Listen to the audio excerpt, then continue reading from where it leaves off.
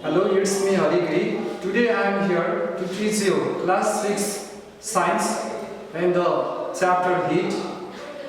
अब heat lesson सुरु गर्नुभन्दा अगाडि विद्यार्थी भाइ बहिनीहरूलाई heat भनेको के हो र हाम्रो लाइफमा हिटले के गरेको छ, के काम गर्नको लागि हिटले सहयोग पुर्याएको छ त्यो कुरा म हजुरहरूलाई भन्न गइरहेको छु। फर्स्ट अफ अल हामी त हिटको डेफिनेसन तिर जाऊ। हिट भनेको के हो त? Heat is the form of energy that provides warmth. Heat भनेको एउटा एनर्जीको फर्म हो। भाइ बहिनीहरूलाई थाहा नै छ होला, there are different form of energy such as kinetic energy, potential energy, light energy. They are the different form of energy. तिनीहरू एनर्जी जस्तै हिट एनर्जी पनि एउटा एनर्जीको फर्म हो। तर त्यसले के काम गर्दछ त? वार्म दिने काम गर्दछ। वार्म which means न्यानो, तातो दिने गर्दछ र हिट जहिले पनि हट बडीबाट प्रड्युस हुने गर्दछ, तातो कुराहरुबाट हिट आउने गर्दछ। एज अ एक्जाम्पल हजुरहरूले सनलाई हेर्न सक्नुहुन्छ। सनले हामीहरूलाई लाइट एनर्जी, हिट एनर्जी दिएको छ in the form of solar energy.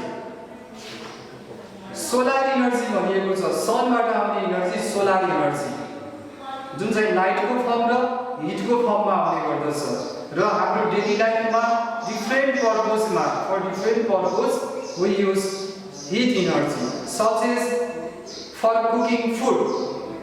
हामीले घरमा हाम्रो खाना बनाउनको लागि हिट एनर्जी युज गर्छौं। त्यसैगरी जाडोको बेलामा हिटर युज गर्छौं। हिटरबाट हिट आउँछ जसले गर्दा हामीहरूलाई न्यानो दिने गर्दछ। यसरी हिटको हाम्रो डेली लाइफमा धेरै युज भइरहेको छ। यति मात्र नभइकन heat energy because of burning फ्युल्सहरु बर्न भएर त्यहाँबाट आउने एनर्जीले गर्दाखेरि भेहिकल्सहरु such as car, bike, motorcycle, aeroplane, rocket जस्ता कुराहरु पनि हिटले गर्दा नै रन भएको छ। बिकज अफ हिटबाट एनर्जी आउँछ र जुन एनर्जीबाट अर्को फर्ममा कन्भर्ट भएर एनर्जी त्यहाँबाट युज हुने गर्दछ। सो हजुरहरूलाई एक्जाममा आउन सक्छ व्हाट इज हिट एनर्जी भनेर। त्यो बेलामा हजुरहरूले hit is the form of energy that provides warmth भनेर लेख्नु होला। Cooking gas, kerosene, firewood, etc. are some examples of fuels. यानी fuels भनेको छ, fuels भनेको ऊर्जा, त्यस्तो ऊर्जा जसले हिट दिने गर्दछ, तातो दिने गर्दछ। अब त्यो फ्युल्सहरु के छ त? They are cooking gas. हामीहरूले घरमा जति पनि युज गर्छौं हाम्रो खाना बनाउनको लागि for cooking purpose we use cooking gas. Likewise kerosene पनि एउटा हिटको सोर्सेस हो। Firewood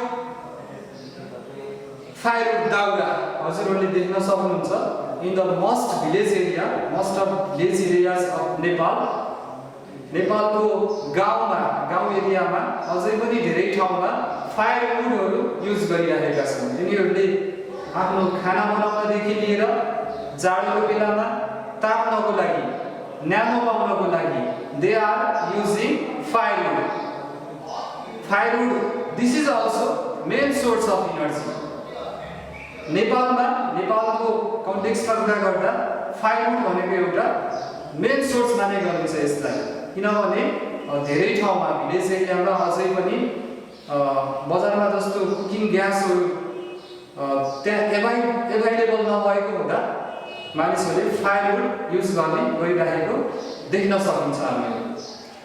So there are some examples of fuels.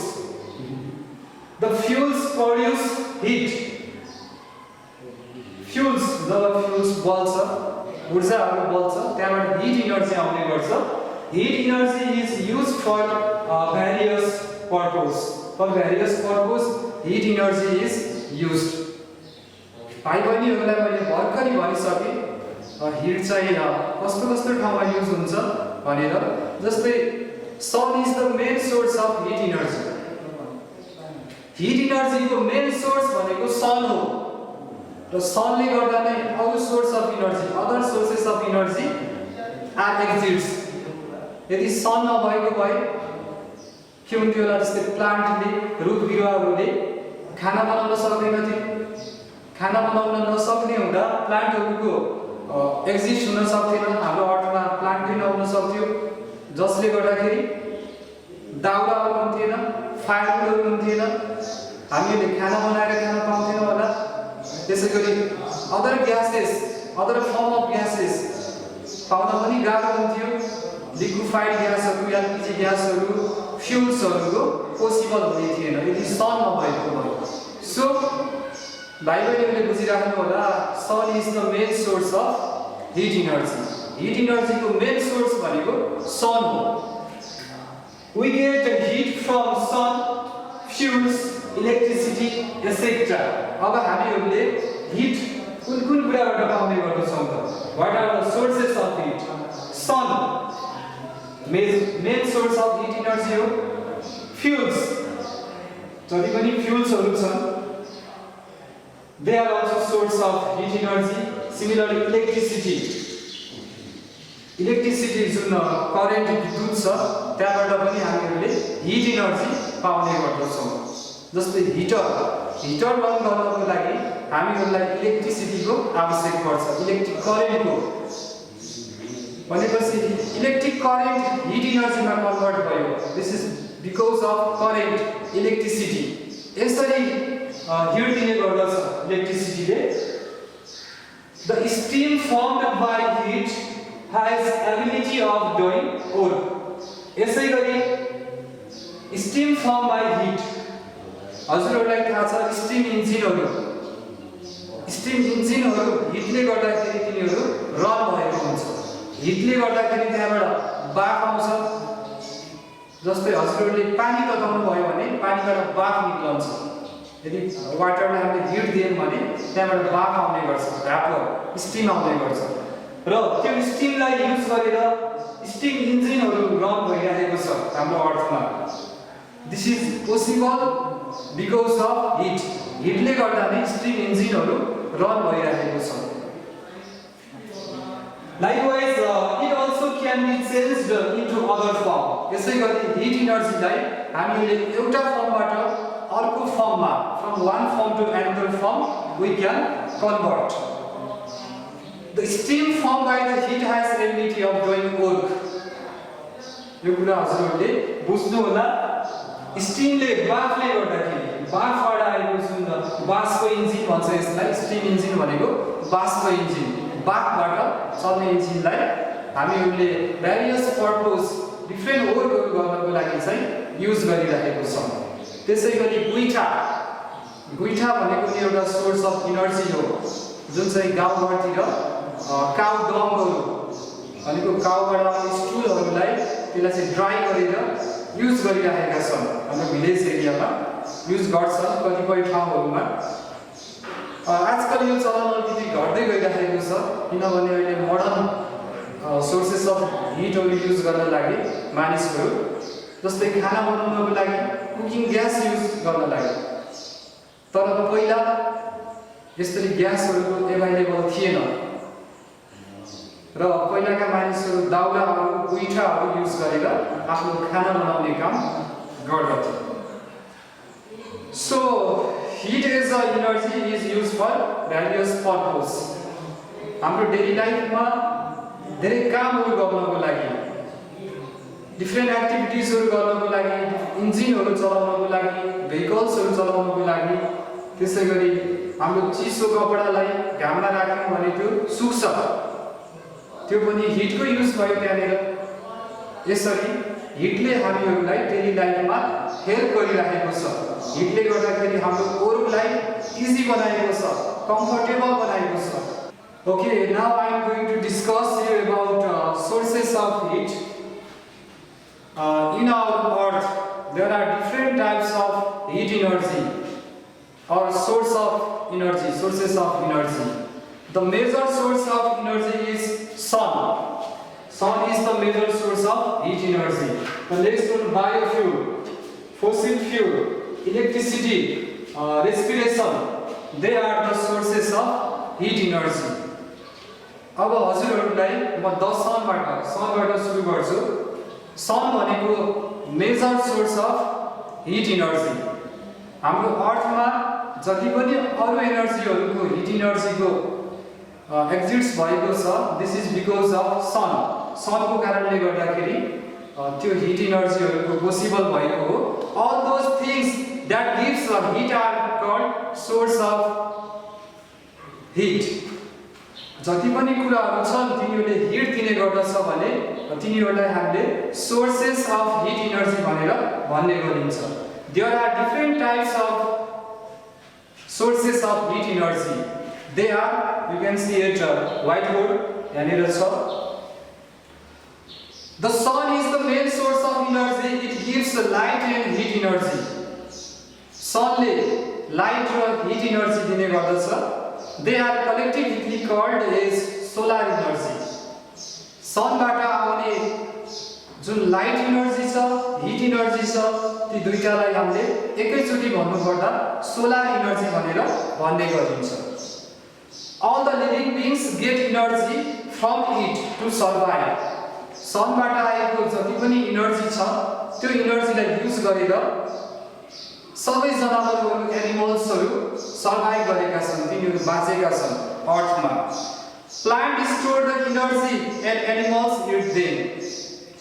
हजुरहरूलाई थाहा नै होला, प्लान्टले खाना बनाउने बेलामा सोलर एनर्जी युज गर्छ, सनलाइटबाट आउने एनर्जी, लाइट एनर्जी युज गर्छ र प्लान्टले खाना बनाउने गर्दछ। In the presence of water and carbon dioxide, जसलाई हामीले फोटोसिन्थेसिस भनेर पनि भन्ने गरिन्छ। यसरी यदि सन नभएको भए प्लान्टले आफ्नो खाना बनाउन सक्ने थिएन। प्लान्टले खाना बनाउन नसकेपछि प्लान्टबाट आउने प्रोडक्टहरू रोकिने थियो र हामीहरूले प्लान्ट प्रोडक्टहरू खान पाउने थिएनौँ र हाम्रो सायद हाम्रो पनि एक्जिस्टेन्सको पोसिबल हुँदैन थियो होला। So sun is the main source of energy. Plant store the energy and animals eat them. प्लान्टले स्टोर गरेको एनर्जीलाई अरु एनिमलहरूले खाने गर्दछन्। They also get warmth directly from the sun. सनबाट हामीहरूले धेरै कुरामा फाइदा लिइरहेका छौँ। सनले हामीहरूलाई धेरै कुरामा हेल्प गरेको छ। जस्तै सनबाट आउने सोलर एनर्जीलाई हामीहरूले टु ड्राई आवर क्लोथ्स, हामीहरूको लुगा सुकाउनको लागि, त्यसैगरी सोलर प्यानलहरू रन गर्नको लागि, जसबाट इलेक्ट्रिसिटी पनि प्रड्युस हुने गर्दछ। सोलर एनर्जीलाई युज गरेर अहिलेको मोडर्न टाइममा मानिसहरूले सोलर एनर्जीलाई युज गरेर सोलर प्यानलबाट इलेक्ट्रिसिटीहरू निकालेका छन्। This is also because of sun. So sun is the main source of energy. Nowadays solar heater and batteries are use. अहिलेको समयमा सोलर हिटरहरू पनि युज हुने गर्दछन्। यसरी सनलाई major source of heat energy, main source of heat energy भनेर भन्ने गरिन्छ। किन भनिएको होला भाइ बहिनीहरूलाई अब थाहा भइसक्यो होला। किनभने सनबाट आउने एनर्जी युज गरेर अरु एनर्जीहरू बनेको छ। यदि सन नभएको भए बायोफ्युल हुने थिएन होला। सनबाट गर्दा नि बायोफ्युल आयो, फोसिल फ्युलहरू पोसिबल नहुन सक्थ्यो। किनभने सन नै छैन भने हाम्रो अर्थमा एनिमल्सहरूको एक्जिस्टेन्स, अस्तित्व सायद नहुने थियो होला। सबै जनावरहरू मर्ने थियो होला, रुख बिरुवाहरू मर्थ्यो होला। सो सनले गर्दाखेरि अरु एनर्जीहरू, अरु हिट एनर्जीको चाहिँ डेभलप भएको छ, तिनीहरूको पोसिबल भएको छ।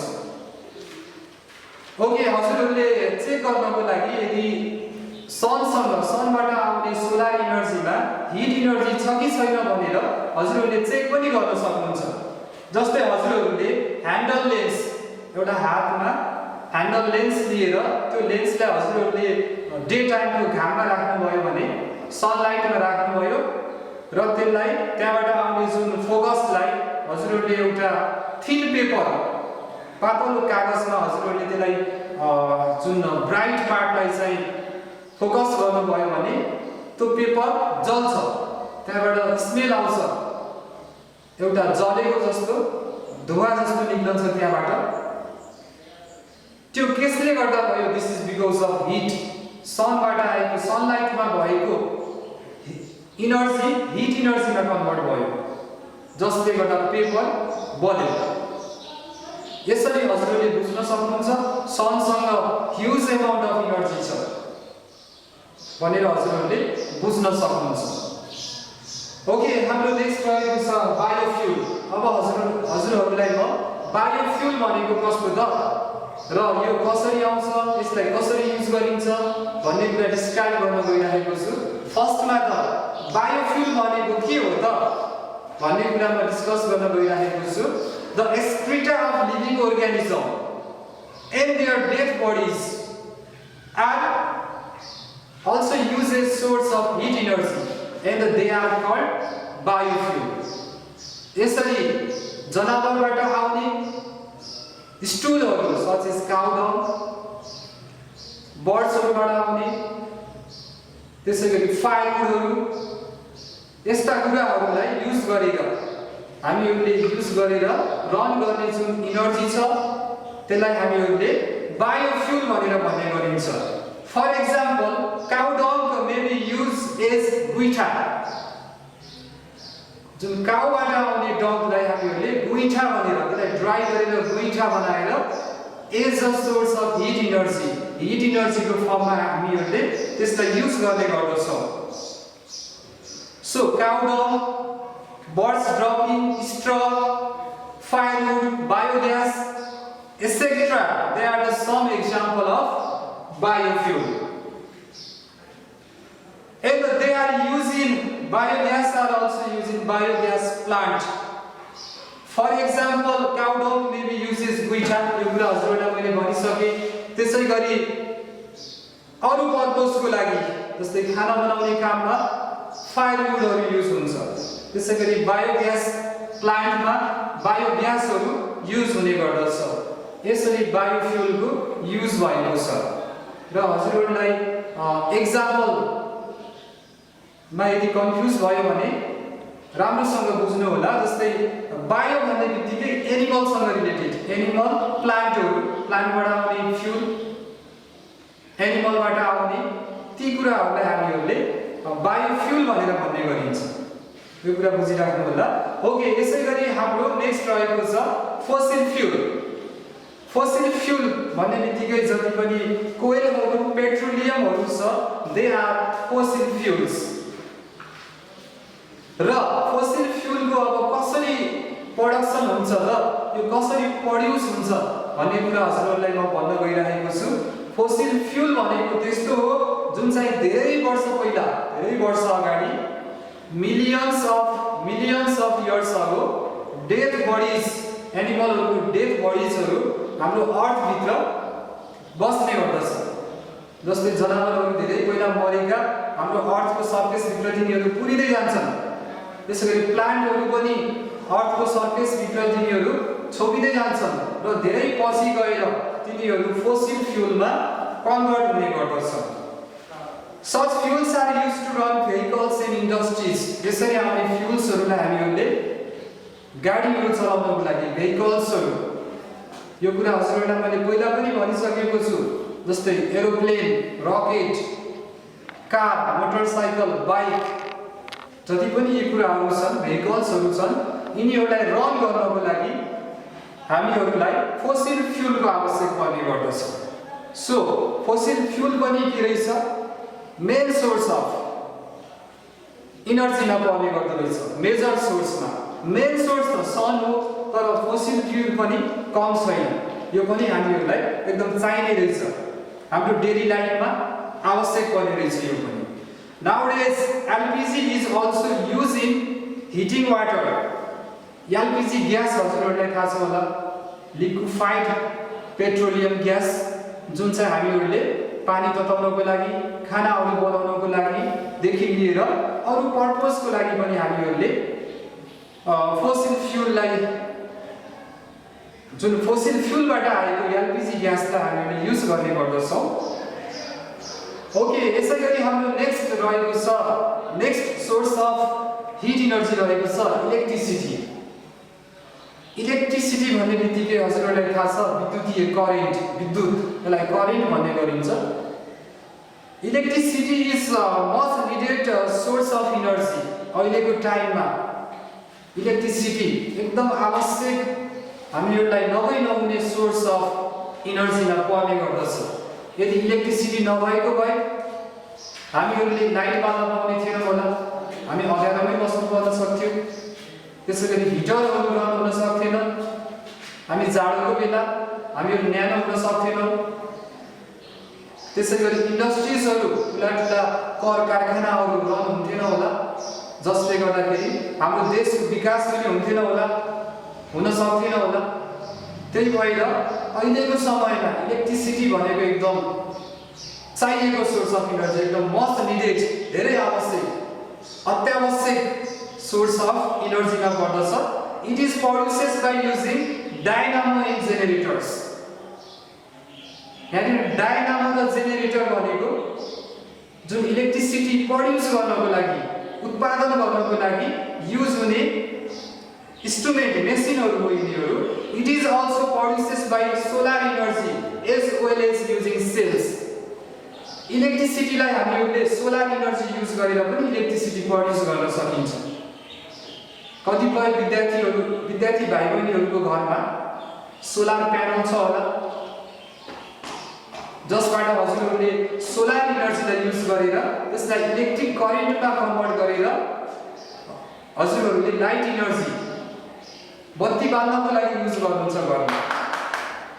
यसैगरी if electricity is produced by conducting a generator using water, it is called hydroelectricity. यदि हामीहरूले डायनामो, जेनेरेटर जस्ता मेसिनहरू युज गरेर यदि वाटरबाट, पानीबाट इलेक्ट्रिसिटी निकालियो भने हामीहरूले त्यसलाई हाइड्रो इलेक्ट्रिसिटी भनेर भन्ने गर्दछौँ। हाइड्रो इलेक्ट्रिसिटी, हजुरहरूले हाइड्रोजन भनेको एउटा ग्यास हो र पानी भनेको जसको मोलिकुलर फर्मुला हुन्छ H2O भनेर हुन्छ। त्यही भएर यसलाई हाइड्रो इलेक्ट्रिसिटी, पानीबाट आएको हुँदा यसलाई हाइड्रो इलेक्ट्रिसिटी भनेर भनिएको हो। Electricity is use in hitters. हामीहरूले हिटर्समा पनि इलेक्ट्रिसिटीलाई युज गर्छौँ। इलेक्ट्रिक बल्ब्स, विद्युतीय बल्बहरू, चिमहरू बाल्नको लागि पनि हाइड्रो इलेक्ट्रिसिटीको युज भइरहेको छ।